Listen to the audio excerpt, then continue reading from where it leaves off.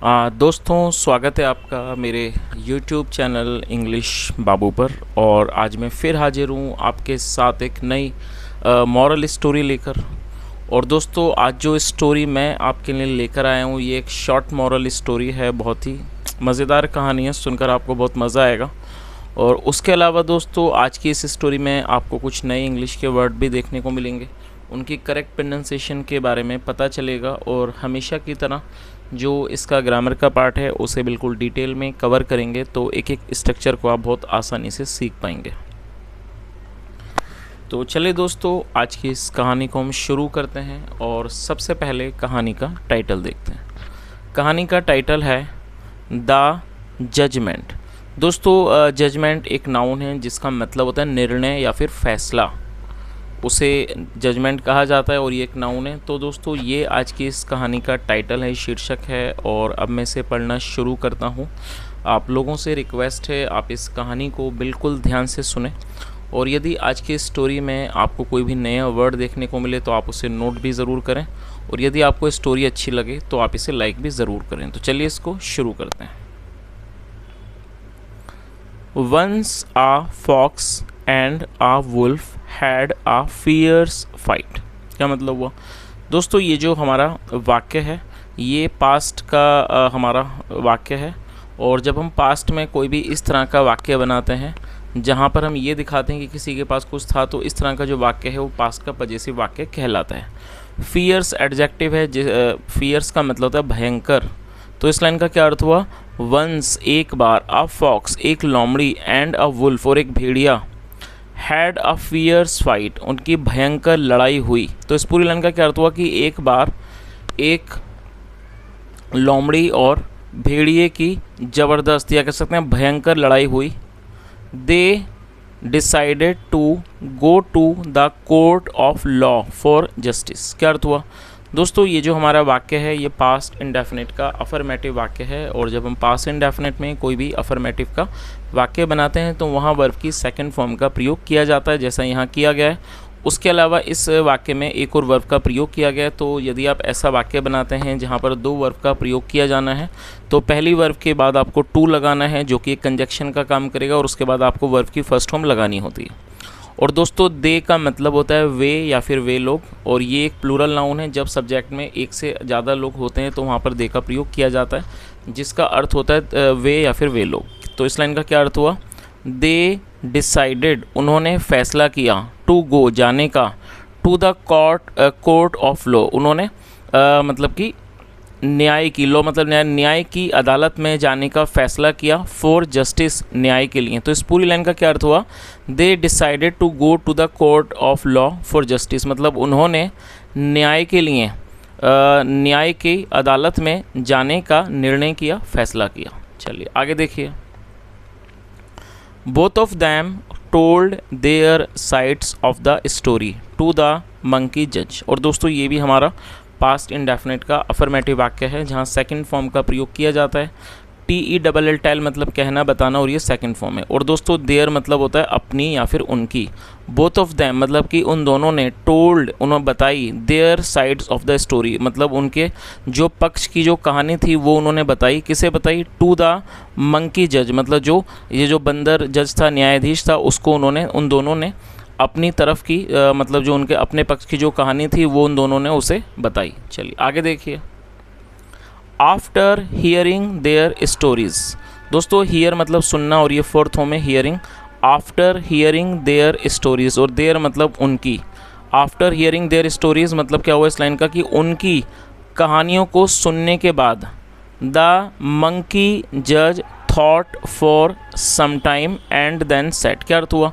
और दोस्तों, ये भी हमारा पास्ट इंडेफिनिट का अफर्मेटिव वाक्य है। थिंक का मतलब होता है सोचना, THINK, और ये सेकंड फॉर्म है थॉट। तो अर्थ क्या हुआ इस लाइन का कि आफ्टर हियरिंग देयर स्टोरीज उनकी कहानियों को सुनने के बाद द मंकी जज जो मंकी जज थे, जो बंदर था, बंदर न्यायाधीश, थॉट फॉर सम टाइम उसने थोड़ी देर सोचा, एंड देन सेड और फिर कहा, एवरीवन नोज और दोस्तों ये हमारा प्रेजेंट इंडेफिनिट का अफर्मेटिव वाक्य है, जहाँ पर यदि सब्जेक्ट सिंगुलर हो तो वर्ब की फिफ्थ फॉर्म का प्रयोग किया जाता है। तो उसने क्या कहा, एवरीवन नोज, हर कोई जानता है, दैट की foxes are very clever and mean. और दोस्तों ये दोनों एडजेक्टिव हैं तो आप इसे नोट कर सकते हैं। क्लेवर का मतलब होता है चालाक और मीन का मतलब होता है तुच्छ या फिर नीच घटिया, उसे मीन कहा जाता है। तो इस पूरी लाइन का क्या अर्थ हुआ, उसने क्या कहा कि एवरीवन नोज, हर कोई जानता है, दैट की foxes are very clever and mean, मतलब हर कोई जानता है कि जो लोमड़ियाँ होती हैं वो बहुत चालाक और घटिया होती हैं। चलिए आगे देखिए,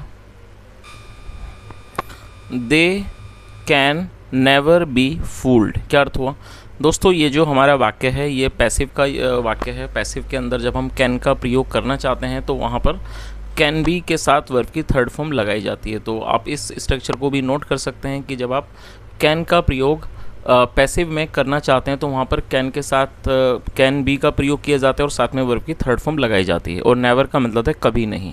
तो इस लाइन का क्या अर्थ हुआ, दे कैन नेवर बी फूल्ड, मतलब उनको कभी भी बेवकूफ़ नहीं बनाया जा सकता है।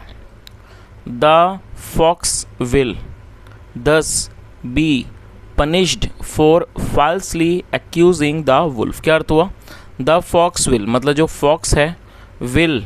और दोस्तों ये जो हमारा वाक्य है, इस वाक्य में आप देख सकते हैं विल बी का प्रयोग किया गया है और वर्ब की थर्ड फॉर्म लगाई गई है। तो ये हमारा फ्यूचर इंडेफिनिट का पैसिव वॉइस का वाक्य है। और आप इस स्ट्रक्चर को नोट कर लीजिए, जब आप फ्यूचर इंडेफिनिट में पैसिव वॉइस का वाक्य बनाना चाहते हैं तो वहाँ पर विल बी के साथ वर्ब की थर्ड फॉर्म लगाई जाती है। पनिश का मतलब होता है किसी को सज़ा देना, दंड देना, दंडित करना, और ये थर्ड फॉर्म है पनिश्ड। और दोस्तों इसमें एक एडवर्ब है, उसे आप नोट कर लीजिए। फाल्सली का अर्थ होता है झूठे रूप से, झूठ से, और एक्यूज़ का मतलब होता है आरोप लगाना। तो इस पूरी लाइन का क्या अर्थ हुआ, the fox will thus be punished, मतलब इस प्रकार से जो फॉक्स है, लोमड़ी है, उसे दंडित किया जाएगा, सज़ा दी जाएगी। किस लिए, for falsely accusing the wolf, मतलब झूठे रूप से भेड़िए को पर आरोप लगाने के लिए फॉक्स को, मतलब कि लोमड़ी को दंडित किया जाएगा। चलिए आगे देखिए,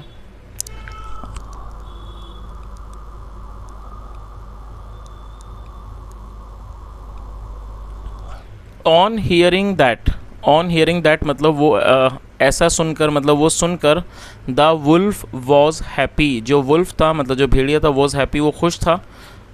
बट द मंकी जज कंटिन्यूड, लेकिन वो जो मंकी जज था मतलब जो बंदर न्यायाधीश था, कंटिन्यूड, कंटिन्यू का मतलब था जारी रहना, और ये सेकंड फॉर्म है। बट द मंकी जज कंटिन्यूड, लेकिन वो जो मंकी जज था वो जारी रहा। बट लेकिन the wolves are not less cruel,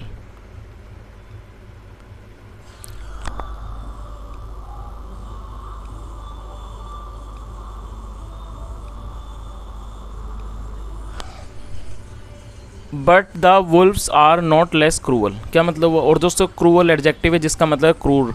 तो उसने क्या कहा कि जो वुल्व्स होते हैं, भेड़िए होते हैं, आर नॉट लेस क्रूअल, मतलब वो कम क्रूर नहीं होते हैं देन द फॉक्सेस, लोमड़ियों से। तो उन्होंने क्या कहा कि जो भेड़िए होते हैं वो भी लोमड़ियों से कम क्रूर नहीं होते हैं, not less cruel than the foxes. चलिए आगे देखिए, they can never be trapped. और दोस्तों ये भी हमारा पैसिव का वाक्य है जहाँ पर कैन का प्रयोग किया गया है हेल्पिंग वर्ब के रूप में, और ये जो दे है वो भेड़ियों के लिए प्रयोग किया गया है, वुल्व्स के लिए। तो क्या अर्थ हुआ, दे कैन नेवर बी ट्रैप्ड, मतलब उन्हें कभी भी ट्रैप नहीं किया जा सकता। ट्रैप का मतलब था फंसाना, उन्हें कभी भी नहीं फंसाया जा सकता है बाय एनीवन्स ट्रिक्स, मतलब किसी की भी चालों के द्वारा, ट्रिक मतलब चाल, किसी की भी चालों के द्वारा उन्हें कभी भी नहीं फंसाया जा सकता है। आई एम श्योर, श्योर का मतलब था निश्चिंत होना, मैं निश्चिंत हूँ कि, दैट की द वुल्फ इज़ लाइंग, कि जो वुल्फ है, जो भेड़िया है, इज़ लाइंग, वो झूठ बोल रहा है। लाइंग टू मतलब, तो इस पूरे लाइन का क्या अर्थ हुआ, I am sure that the wolf is lying too, मतलब मैं इस बात से निश्चिंत हूँ कि जो भेड़िया है वो भी झूठ बोल रहा है। चलिए आगे देखिए, he should also receive the same punishment. और दोस्तों इस वाक्य में शुड का प्रयोग किया गया है। शुड का प्रयोग वाक्य में किसी भी तरह की सलाह को दर्शाने के लिए किया जाता है और साथ में वर्ब की फर्स्ट फॉर्म लगाई जाती है। रिसीव का मतलब मिलना, प्राप्त होना। He should also receive the same punishment, मतलब उसे भी, ऑल्सो मतलब भी, उसे भी यही सज़ा मिलनी चाहिए, मतलब उसे भी यही सज़ा मिलनी चाहिए। आगे देखिए, सो इसलिए both the fox and the wolf got the punishment, इसलिए दोनों मतलब कि लोमड़ी और जो भेड़िया था गॉट द पनिशमेंट, उन्हें दंड मिला, उन्हें सज़ा मिली, because of their notorious reputation. और दोस्तों नोटोरियस का मतलब होता है कुख्यात और रेपुटेशन का मतलब होता है प्रतिष्ठा। और वो क्यों मिली सज़ा? Because of their notorious reputation, मतलब उनकी कुख्यात प्रतिष्ठा के लिए। और दोस्तों ये जो वर्ड है नोटोरियस, आप इसे नोट कर सकते हैं। नोटोरियस का मतलब होता है कुख्यात। जब कोई भी व्यक्ति या कोई भी चीज़ किसी बुरी चीज़ों के लिए, नेगेटिव चीज़ों के लिए फेमस हो तो उसके लिए नोटोरियस लगाया जाता है, और वो यदि अच्छी चीज़ों के लिए फेमस हो, प्रसिद्ध हो, तो उसके लिए फेमस लगाया जाता है।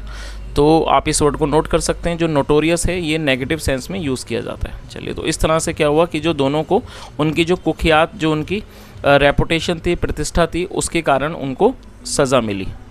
चलिए, तो दोस्तों ये आज की एक छोटी सी कहानी थी, और मैं उम्मीद करता हूँ कि आज की कहानी में आपको कुछ नए वर्ड मिले होंगे, आपने कुछ ग्रामर्स भी सीखी होगी। यदि आपको आज की कहानी अच्छी लगी हो, मेरा पढ़ाने का प्रयास भी अच्छा लगा हो, तो आपसे रिक्वेस्ट है आप वीडियो को लाइक करें, शेयर करें, चैनल को ज़रूर सब्सक्राइब करें।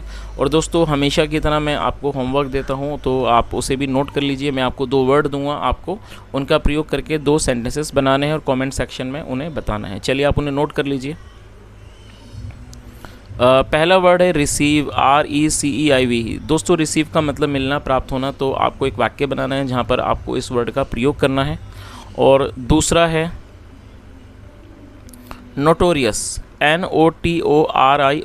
दोस्तों नोटोरियस एडजेक्टिव है जिसका मतलब होता है कुख्यात।